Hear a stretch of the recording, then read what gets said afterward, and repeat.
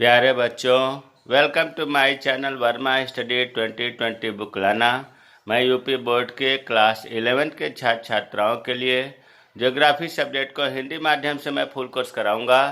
यदि आप full course करना चाहते हैं तो मेरे चैनल को सब्सक्राइब कीजिए और बेल आइकन को प्रेस करना ना भूलें, ताकि जो भी वीडियो मैं अपलोड करूं उसका नोटिफिकेशन आपको सबसे पहले मिल सके।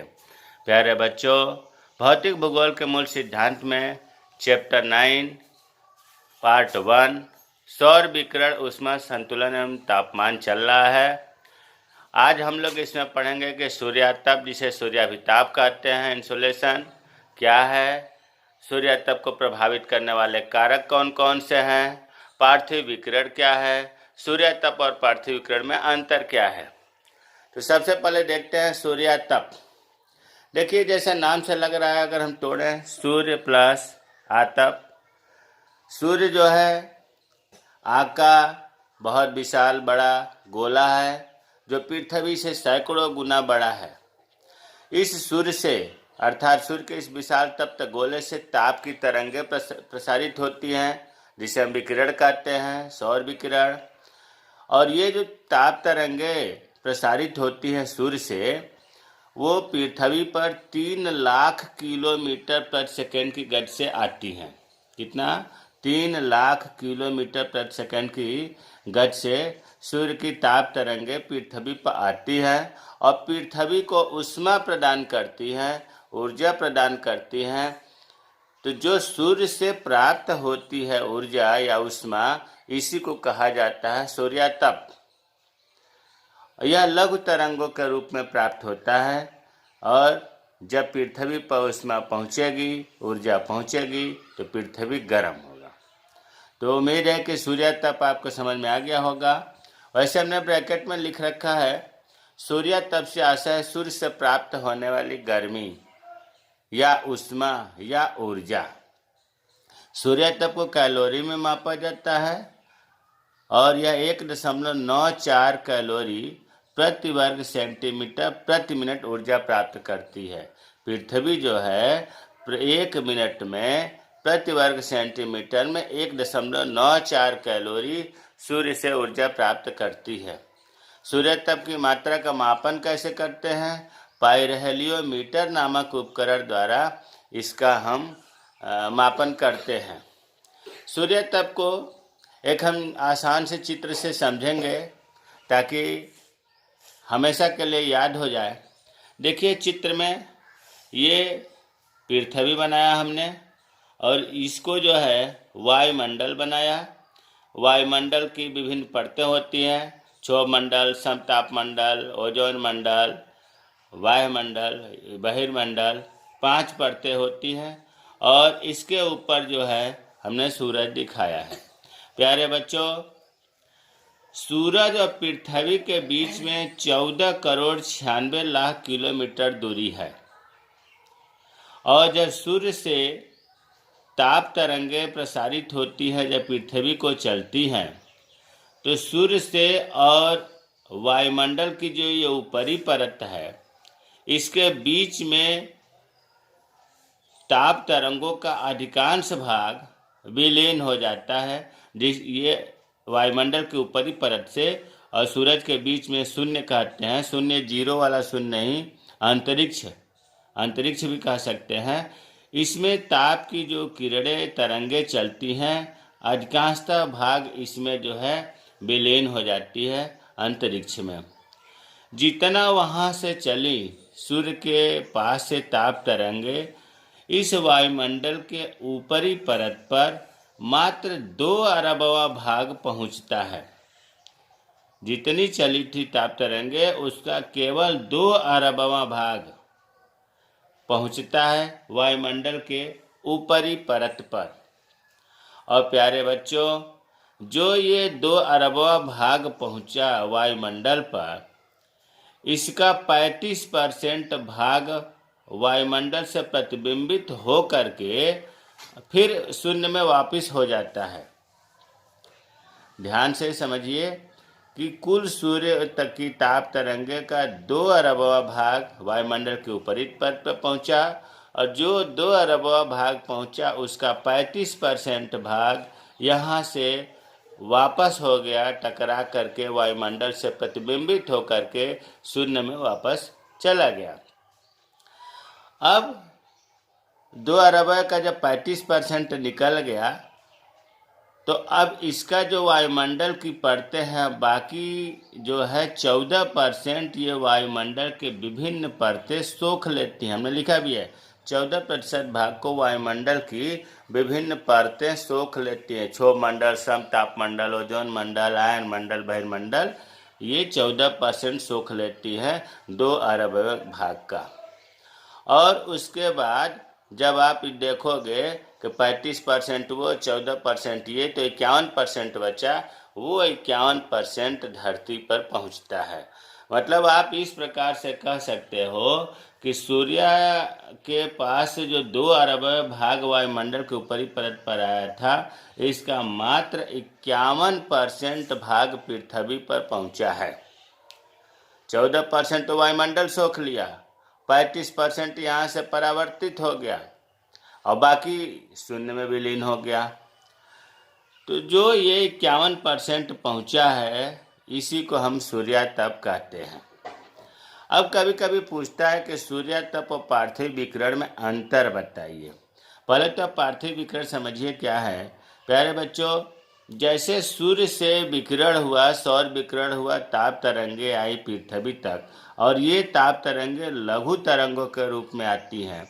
और जैसे ही पृथ्वी पर ये 51% पहुँचा, ये पृथ्वी भी अपने पास नहीं रखती है इस 51% को भी, ये भी जो है वायुमंडल को भेज देती है, वापस कर देती है, और वायुमंडल से होते हुए ये अंतरिक्ष में ताप प्रसारित हो जाता है, प्रतिबिंबित हो जाता है, परावर्तित हो जाता है।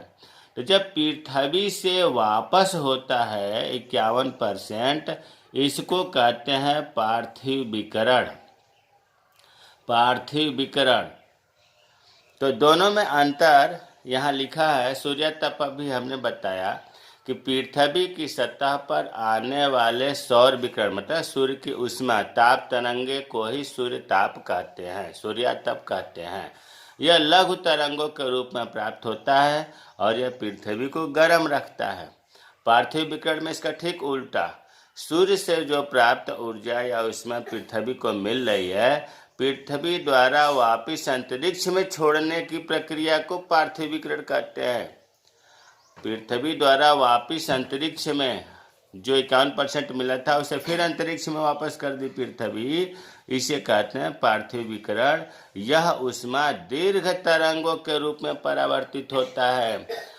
डजल गगरी छलका जाए, सूर्य इतना बड़ा है, दुनिया का सबसे बड़ा एनर्जी का स्रोत है, यह लघु तरंगों के रूप में प्राप्त कर रहा है तरंगों को, और पार्थिव विकिरण दीर्घ तरंगों के रूप में। ठीक उल्टा, पार्थिव विकिरण दीर्घ तरंगों में और सूर्य लघु तरंगों के रूप में प्राप्त कराता है। अब जो है, और पार्थिव विकिरण में आप देख लिए कि पृथ्वी से जो है ताप अंतरिक्ष में छोड़ा जाता है, तो इससे क्या होगा, पृथ्वी ठंडी होगी। जबकि सूर्यातप में क्या हो रहा था, पृथ्वी गर्म होती थी, और जब पृथ्वी ठंडी होगी वायुमंडल गर्म होगा। तो हमें उम्मीद है कि सूर्यातप और पार्थिव विकिरण में अंतर बहुत ही स्पष्ट हुआ होगा।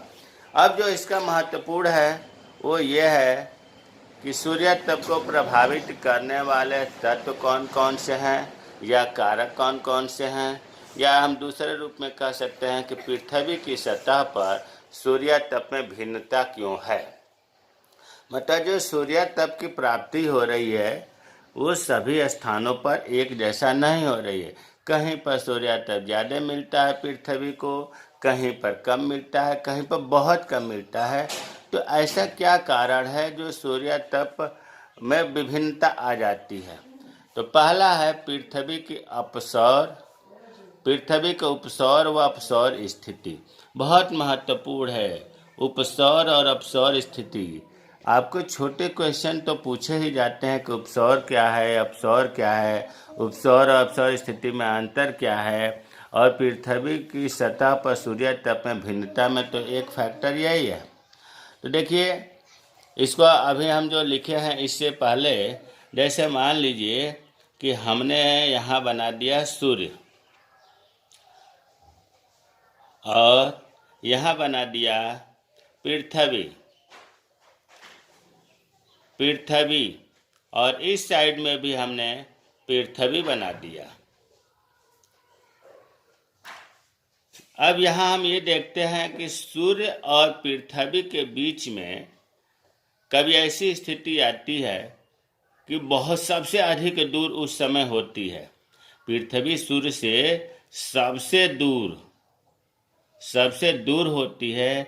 किस तारीख को होती है? 4 जुलाई को होती है।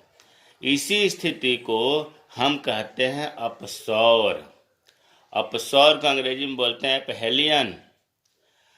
अर्थात अपसौर वह स्थिति है जिसमें 4 जुलाई को सूर्य सबसे दूर होती है। कितना दूर होती है? 15 करोड़ 20 लाख किलोमीटर।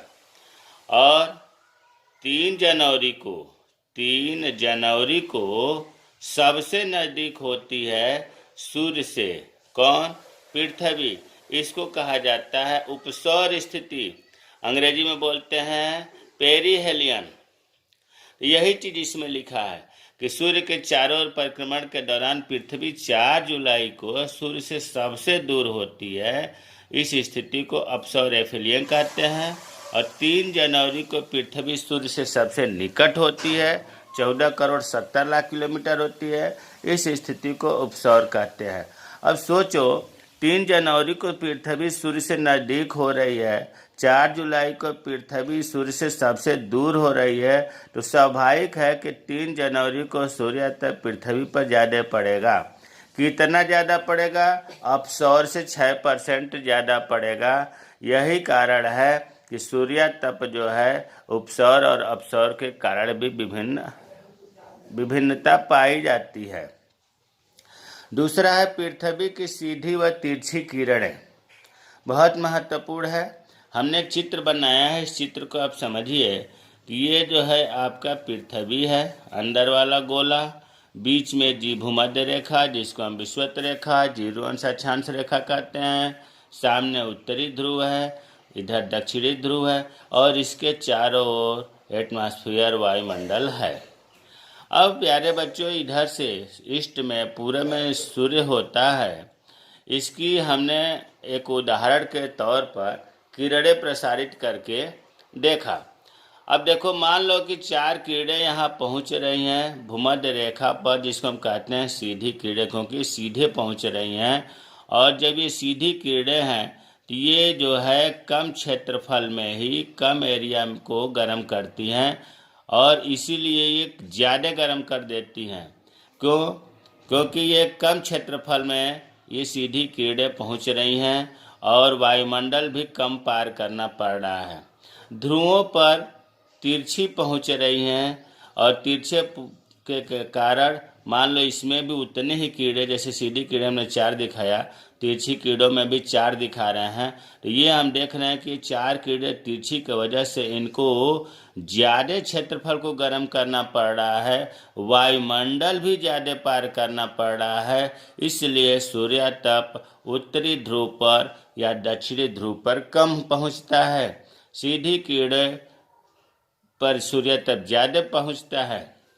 वही चीज़ इसमें लिखा है कि भूमध्य रेखी क्षेत्रों में, मतलब भूमध्य रेखा पर सूर्य की किरणें वर्ष भर सीधी पड़ती हैं और ध्रुवीय प्रदेशों में तिरछी पड़ती हैं। तिरछी किरणों की अपेक्षा सीधी किरणें ज़्यादा सूर्यातप प्रदान करती है। ऐसा क्यों होता है? क्योंकि सीधी किरणों को कम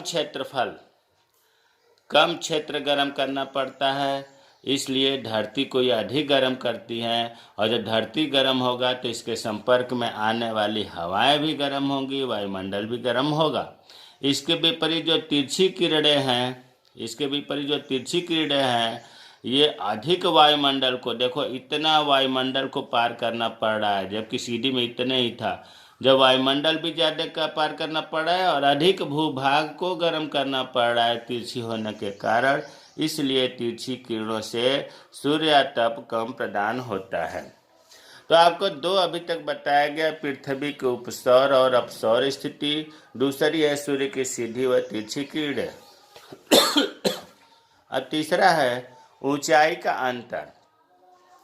ऊंचाई का भी बहुत महत्वपूर्ण रहता है सूर्य तप। आपको पिछले वीडियो में मैंने बताया था कि ऊंचे स्थान कम ताप ग्रहण करते हैं।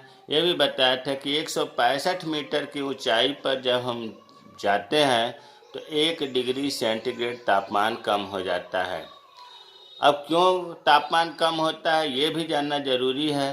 तो पहला तो ये जानिए कि वायुमंडल का जो ऊपरी परतें हैं वो कम घनत्व वाली होती हैं। उनमें जो कण हैं वो दूर दूर होते हैं।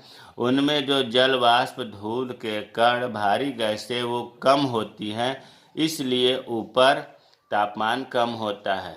दूसरा यह है कि धरातल के जो नज़दीक है इसमें जल वाष्प, धूल के कण, भारी गैसें ज़्यादा पाई जाती हैं और ये जल वाष्प, धूल कण, भारी गैसें तापक्रम को, सूर्य की गर्मी को सोख लेती हैं और रोके रखती है, इसलिए नीचे का वातावरण गर्म रहता है, ऊपर का कम रहता है।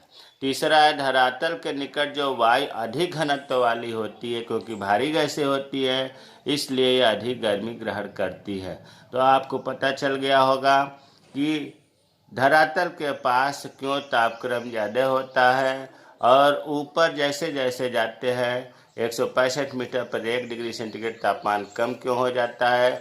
इसका मेन उत्तर यही है कि ऊपर की परतें कम घनत्व वाली होती हैं, नीचे की परतें ज़्यादा घनत्व वाली होती हैं। ऊपर जलवाष्प, धूल के कण, भारी गैसें कम पाई जाती है, नीचे ज़्यादा पाई जाती हैं जो ताप को अवशोषित करती हैं और तापमान बढ़ता है। चौथा है दिन रात की लंबाई। देखिए, दिन रात की लंबाई समझने से पहले ये समझिए कि पृथ्वी की दो गतियां हैं। एक को कहते हैं परिभ्रमण गति और दूसरे को कहते हैं परिक्रमण गति। परिभ्रमण गति का मतलब ये हुआ कि वो अपने अक्ष पर ही घूम रही है, पृथ्वी अपने अक्ष पर ही घूम रही है, जो 24 घंटे में एक चक्कर लगाती है। इसी परिभ्रमण गति के कारण पृथ्वी पर दिन रात होते हैं। और परिक्रमण गति का मतलब को सूर्य की परिक्रमा कर रही है। आप मंदिर में जाते हैं तो आप परिक्रमा करते हो मंदिर का, मंदिर के चारों ओर घूमते हो, उसी से तो ये बना है परिक्रमण गति। सूर्य को मंदिर मान लिया है पृथ्वी और पृथ्वी सूर्य का परिक्रमा कर रही है तो परिक्रमण गति हुई। परिक्रमण गति 365 सही 1/4 दिन में पूरा होता है एक चक्कर, और इस परिक्रमण गति के कारण ही पृथ्वी पर ऋतु परिवर्तन होता है। भिन्न भिन्न ऋतुओं में पृथ्वी के जो विभिन्न स्थान हैं वहाँ पर दिन और रात की लंबाई अलग होती है। कहीं पर दिन लंबा होगा, रात छोटा होगा, कहीं रात लंबा होगा, दिन छोटा होगा। तो जिन भागों में दिन बड़ा होगा, रात छोटी होगी, उन भागों को अधिक सूर्यता प्राप्त होगा। स्वाभाविक भाई, दिन में बड़ा होगा, ज़्यादा धूप मिलेगा तो पृथ्वी को सूर्यता ज़्यादा मिलेगा।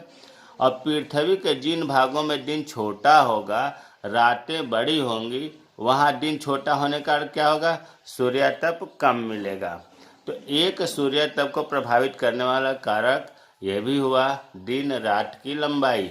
अब तक आपको 4 बताया गया। पहला बताया गया पृथ्वी के उपसौर और अपसौर स्थिति, दूसरा बताया गया सूर्य की सीधी व तिरछी किरणें, तीसरा बताया गया ऊंचाई का अंतर, चौथा बताया गया दिन रात की लंबाई, पांचवा है वायुमंडल की दशा।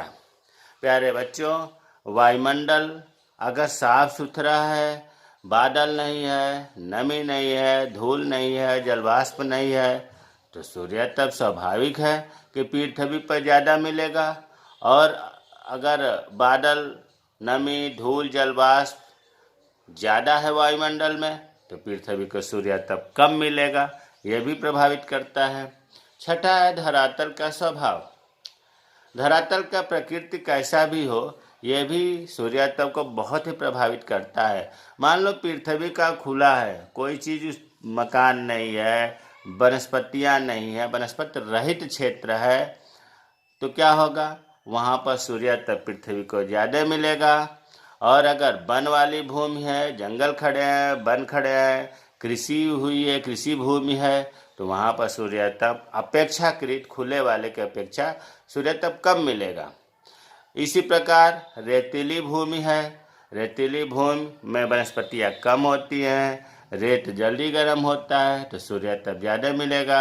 नम भूमि है, यहाँ पर सूर्य तप कम मिलेगा। रेतीली भूमि में नम भूमि की अपेक्षा अधिक सूर्य तप मिलेगा। तो धरातल की प्रकृति भी सूर्य तप को प्रभावित करती है।